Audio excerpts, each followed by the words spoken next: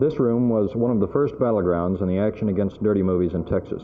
Here this afternoon, a 5-man Senate committee under Senator Ralph Hall met to study the movie industry in their first regular meeting.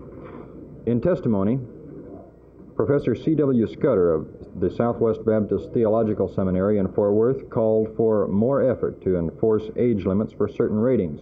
And Dallas housewife Mrs. Natalie Ornish, who served 4 years on the Dallas Movie Classification Board and helped write the local ordinance, complained that movies now are glamorizing crime and making it more attractive. Well, this is why I retired from the Movie Classification Board after working on it for 4 years and plus an extra year before that helping to write the ordinance, because I felt after 5 years of very hard volunteer work, and the members do not get paid at all, they are doing it to protect children's interests only. I felt after 5 years of viewing the situation, movies were worse than ever. That obscenity in one's own home is protected under the First Amendment to the Constitution. Now, the next step they plan to take is, if it's protected in the home, then you must be able to sell it to get it to the home, and it should be protected in the sale. And if you can sell it, certainly it ought to be protected in the production.